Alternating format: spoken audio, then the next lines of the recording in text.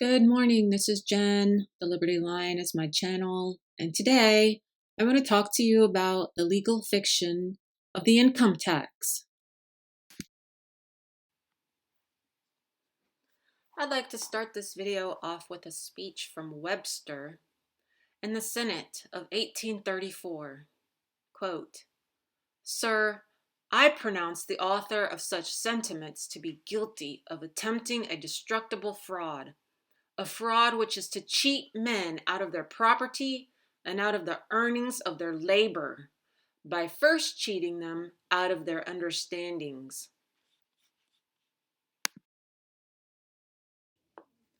Let's look at a definition found in Black's Law 5th edition, Pocket Dictionary. Fraud, a noun, a knowing misrepresentation of the truth or concealment of a material fact to induce another to act to his or her detriment. Fraud is usually a tort, but in some cases, especially when the conduct is willful, it may be a crime. 2. Misrepresentation made recklessly, without belief in its truth, to induce another person to act.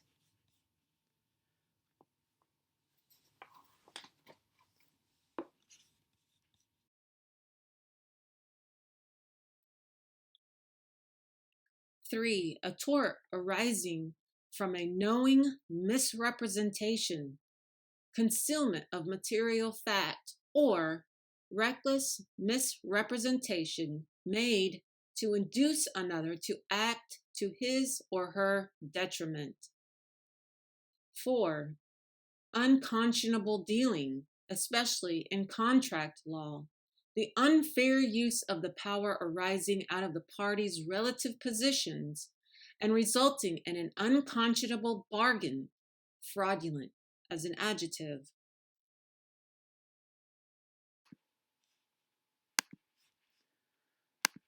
Now we look at the types of fraud: actual, affiliate, affinity, bank, bankruptcy, civil, clique, constructive, criminal, extrinsic, fraud in law, fraud in the fact, fraud in the inducement, fraud on the community, fraud on the court, fraud on the market, insurance fraud, intrinsic fraud, mail fraud, promissory fraud, and wire fraud. Now a quick quote from Bentham. "Fiction of use to justice, exactly as swindling is to trade."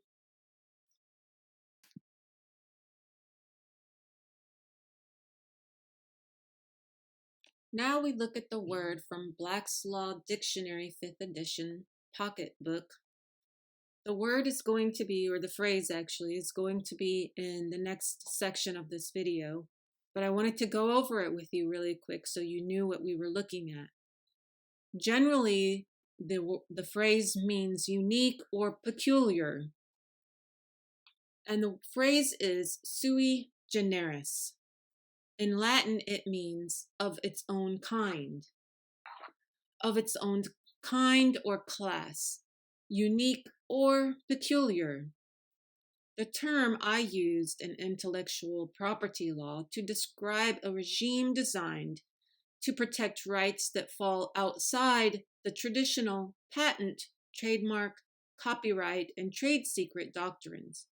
For example, a database may not be protected by copyright law if its content is not original, but it could be protected by a sui generis or generic statute designed for that purpose.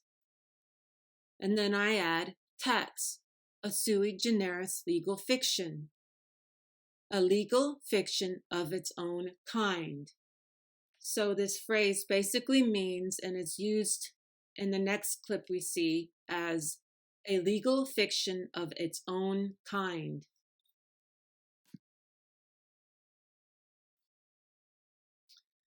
LaRue, a Harvard graduate who wrote the book Constitutional Law as Fiction, says that the proud towers of the law are built not on the level bedrock of fact, but on the perplexed terrain of fiction. that judicial opinions are filled with stories that purport to be factual, but that instead are fictional, and furthermore, that these fictions could not be eliminated without crippling the legal enterprise. Next, we take a look at the income tax opinions. There are 3 people discussing this document and stating their opinions on the proposed income tax, which they call the pending tariff bill. This is from August 26, 1913, printed in Washington, D.C.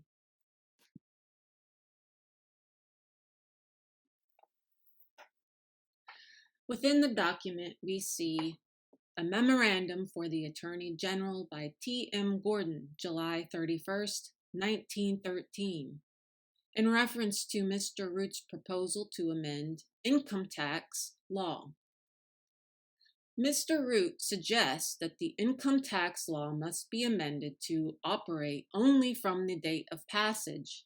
This theory is that income, once accrued, becomes principal. Hence, there can be no such thing as an, quote, income tax, end quote, on past income. Such a tax is a tax on principal, a direct tax, still requiring apportionment, despite the 15th Amendment. I do not agree with Mr. Root. The whole question turns upon what the words taxes upon income from whatever source derived means as used in the 16th Amendment. An income tax is sui generis. It is a legal fiction, a purely metaphysical conception, very difficult to define or classify. It seems to me, however, that it must be treated in a practical sort of way, and that the definition which Mr. Root's argument assumes builds up an unduly elaborate legal fiction, unwarranted by authority and very unfortunate in its results.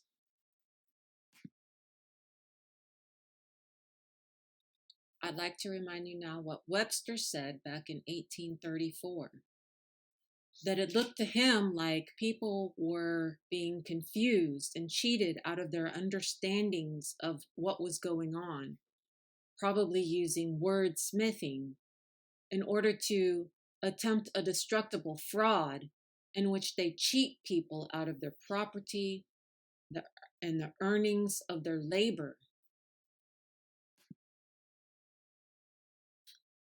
Here's a definition found in a legal dictionary. It says legal fiction, a presumption of fact assumed by a court for convenience, consistency, or to achieve justice. There is an old adage, fictions arise from the law, and not law from fictions. From this definition, we need to take notice of the words presumption, assumed, convenience, and consistency, as well as the phrase, fictions arise from the law and not law from fictions. What does this mean? Presumptions and assumptions may be fact, but they may also be fiction. Convenience is performed for speed of justice, as in justice is swift. Consistency to appear to arise according to law, even when not according to law's intent. The law is written, and fictions are used to help us understand and explain the law. Laws are not created based on fiction, therefore law must arise from fact. Yet more and more, we see laws arising from fiction.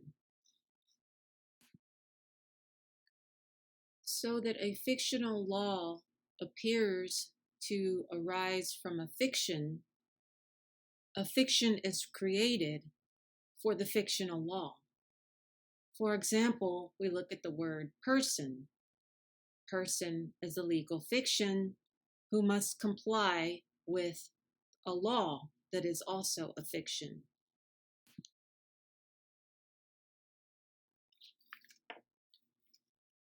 In this book, we see that fictitious or legal persons are explained as the term person, as denoting a condition or status, is therefore equivalent to character. It signifies originally a mask worn by a player to mark the character which he bore in the piece, and is transferred by a metaphor to the character itself. This is a law book. By a further metaphor, it is transferred from dramatic character to legal condition. For men, as subjects of law are distinguished by conditions, just as players by the characters which they present, by the Greek commentators and translators, the equivalent for persona is a Greek word which correctly renders both the original and the metaphorical meaning. Fictitious or legal persons are of three kinds. First, some are collections or aggregates of physical persons. Secondly, others are things in the proper signification of the term. Thirdly, others are collections or aggregates of rights and duties, what is known as classes of persons.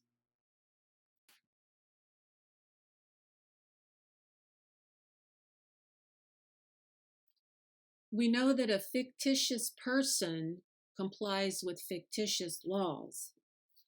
So how does one go about creating a fictitious person? One way is through the birth certificate. This one is for the state of Texas, which is a fictitious legal entity, to create a legal document, also a fictitious document, so that you can be issued a child's birth certificate, also a legal document, being a fiction. This document goes on to request that a parent give their child a legal or fictitious name. Once the child is given a fictitious name, they're registered under the power and authority of the federal government and its instrumentalities. So, state of Texas is not the same as the Republic of Texas. And when the Republic of Texas joined the Union, it did not give up its full sovereignty. It only gave up partial sovereignty to the federal government. So you saw on the previous form that the birth certificate allows for the creation of a legal person who is registered as a citizen in a legal state called State of Texas. And here we see this is an application form for a driver's license, also in Texas, where it requires a residence address as well as a citizen of United States. The state of Texas is part of the federal government. It's part of the United States. The Republic of Texas, when it joined the Union, did not give up all of its rights. It only gave up some of its rights, and those rights are in the Constitution.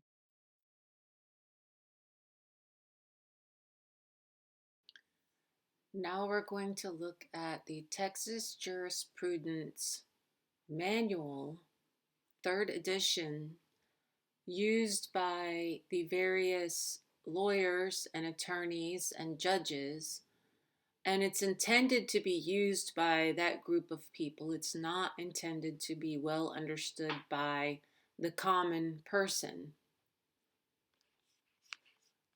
So in this paper, it says in general, and this is under statehood. I'll read to you what it says, and then I'll explain it to you. It says that Texas was admitted as a state of the Union On December 29, 1845, by a joint resolution of the United States Congress and the Convention of the Republic of Texas, with the Republic thus becoming a state on equal footing in all respects with the original states. Although the government and laws of the Republic were held to be in force until the state government was organized on February 16, 1846, the former governmental system was abrogated insofar as it conflicted with federal authority, and the Constitution and laws of the United States were enforced in Texas immediately on its admission as a state. So you have the Republic of Texas existing at the same time as the state of Texas. And it appears as though the two of them together, the Republic of Texas and State of Texas, make up Texas, since they're both located inside the boundary known as Texas. So you have Republic of Texas, a government for the common and private people of Texas.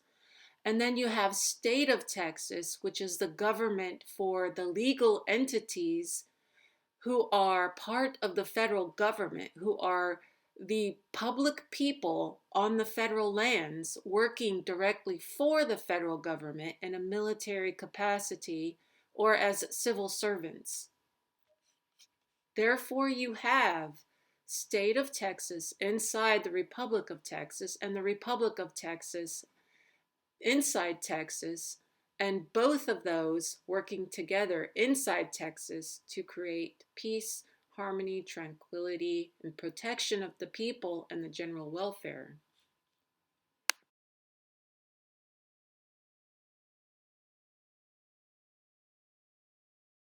Here we have another definition, legal entity. The term legal entity means an entity that is created under federal or state law. The birth certificate is a legal document to which creates a legal person, and a legal person is also a legal fiction or legal entity. These legal persons or legal fictions abide by the legal laws, the laws of the federal or state government. So legal people or fictional people conform to fictional law or legal law. The birth certificate, as you saw, for Texas was for State of Texas. State of Texas is the federal entity inside of Texas. Republic of Texas was created by the common people, the private citizens inside Texas. Both exist at the same time within Texas. State of Texas is for the federal government, the public citizens. Republic of Texas is for the private people, the private citizens. The private citizens are considered natural persons. Here we have the second definition. The term person means a natural person and does not include a legal entity. But as we've seen before, person is often used within the legal realm, the legal fictions, or laws of the federal and state government to also mean a legal fiction. Therefore, person in the legal sphere also means legal fiction. But the phrase natural person does not mean a legal entity. This is just more proof of how convoluted the system has become. Here I have another definition that explains that persons are divided into natural and artificial.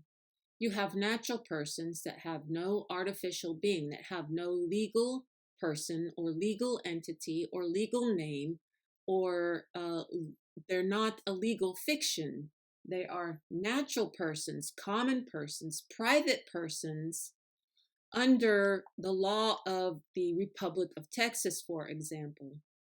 Not the state of Texas, and not under federal control or authority, and not federal taxpayers. I believe this book is called Austin's book on sovereignty, and a quote inside of this book, which is a quote that I've seen in a variety of other philosophical books on law. It says that Blackstone once said, "The law of nature is binding over all the globe and all the countries. No human laws are of any validity if contrary to this." And what's meant by this is that man cannot be compelled to do something that's impossible, such as give up his income to a fictional entity against his will, to create himself into a legal fiction against his will, that the natural laws are binding to him and that he cannot be forced to act outside of them. Therefore, man is bound to the natural law, and anything to the contrary, such as the creation of a legal fiction, the requirement for a driver's license, the forced payment of taxes to a Federal Reserve Bank, or any legal fiction, is to the contrary of the natural law. And here's another quote from a book that says, "True law is right reason in agreement with nature." True and real are two words that we need to get used to saying that have a very different meaning from one another. True meaning nature. Real things can be in nature or in fiction. However, fictions are simply man-made things outside of the natural law.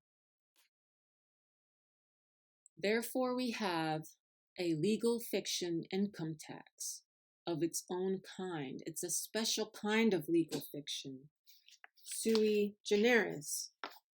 It's meant to be paid by people who are acting as legal fictions with legal names or fictional names under fictional laws in a federally created state within a properly created state, and that's the state created by the people. I use Texas as an example because Texas is very clear in its paperwork.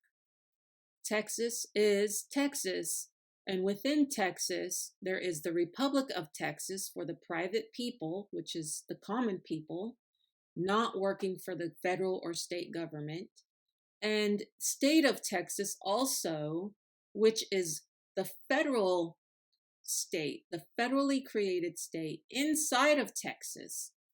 And these two separations have to do with the Constitution and how the various jurisdictions within Texas are carried out.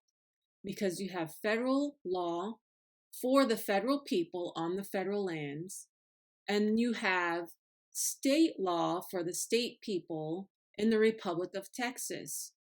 So you have the laws for the private people, and then you have the laws for the public people being in the government and the private people being outside the government. So your legal fiction is a person, a fictional entity, required to pay a fictional tax to a system to which you don't actually belong and are not really a citizen of.